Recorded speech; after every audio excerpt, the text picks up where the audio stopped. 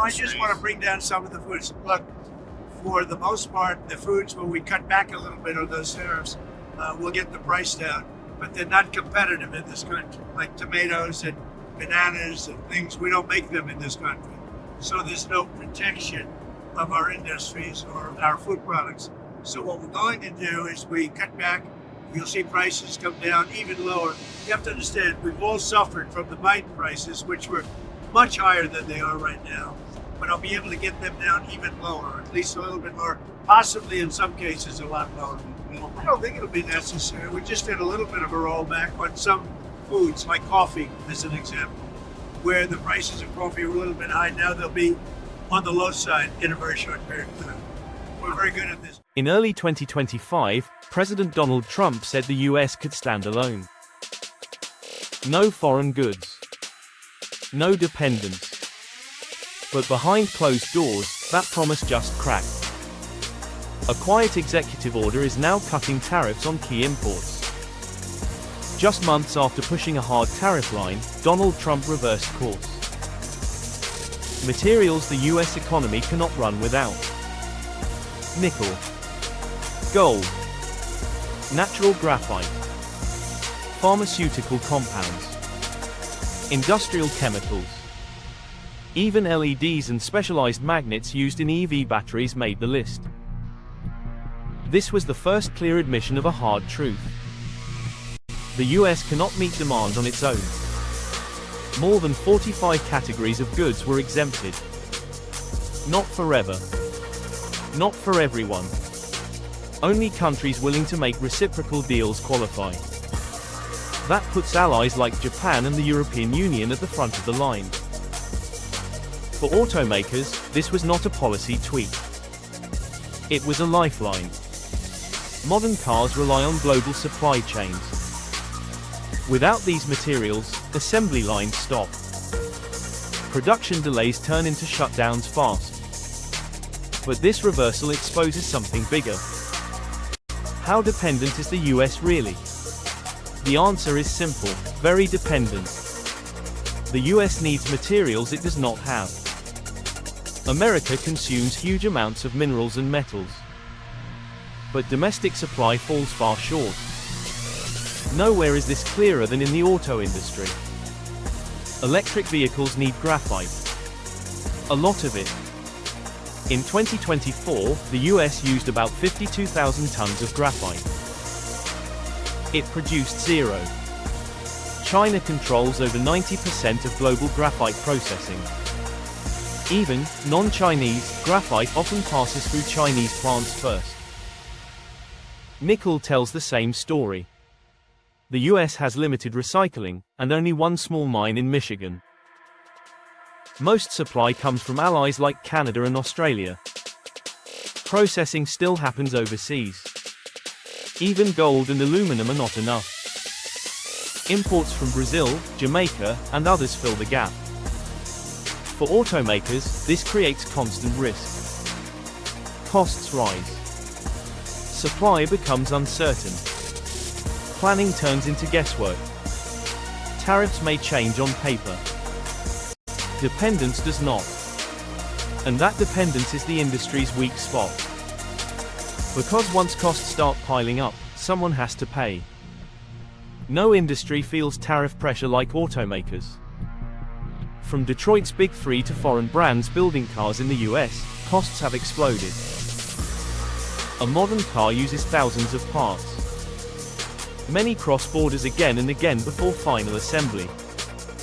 When tariffs stack up, costs snowball fast. In 2025, auto tariffs jumped to 25%. Steel and aluminum duties surged to 50%.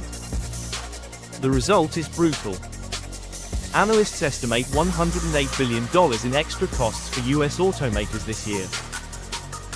That's about $5,000 added to every US-built car. More than $8,500 on imported models. Margins in this industry are thin. There's no room to absorb that kind of hit. So far, car makers have tried to hide the damage. They cut profits. They remove features. They bury fees deep in the fine print. But that strategy is running out of road. Prices will rise, especially for EVs and higher-end vehicles that rely on foreign parts. Inside boardrooms, opinions are split. Some executives see Trump's exemptions as relief. Others see uncertainty. Because when trade policy swings back and forth, long-term planning becomes impossible.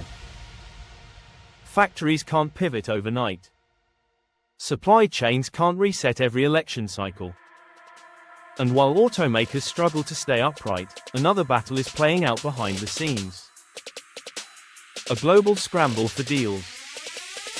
Trump's executive order made one thing clear. Tariff exemptions are not gifts.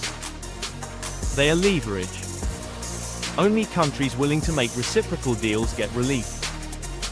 That sparked a rush. Governments moved fast to protect their industries. The European Union and Japan were first.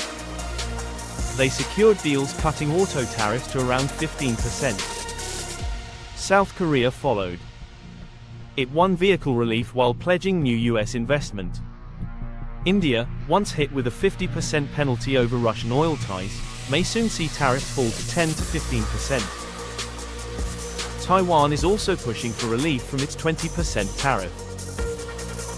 For automakers, these deals are make or break.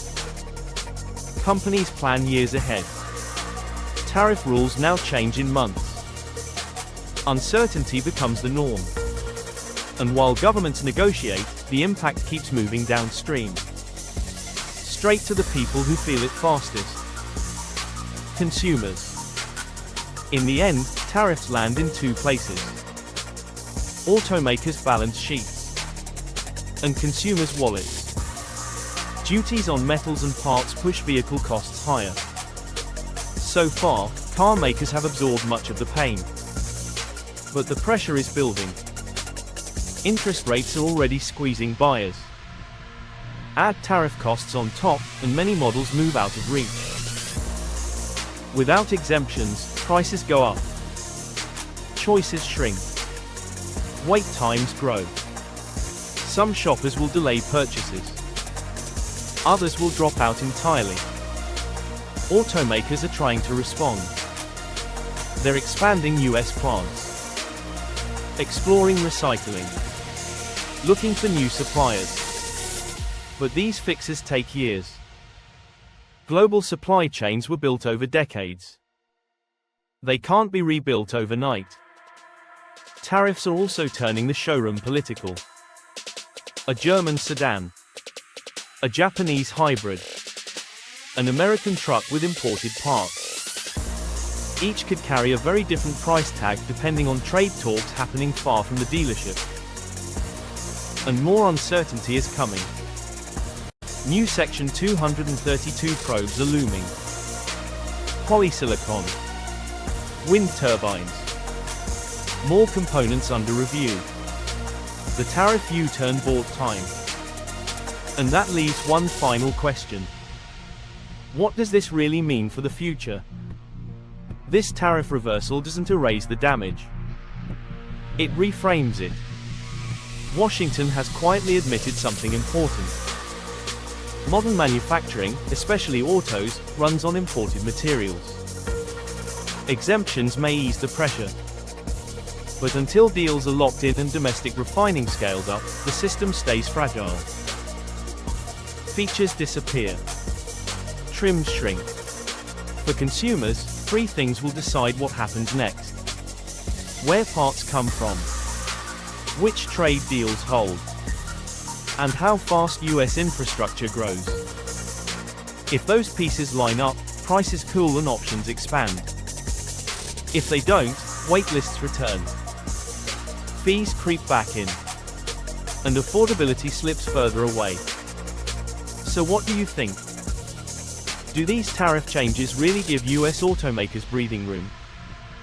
Will consumers accept higher prices? Drop your thoughts in the comments.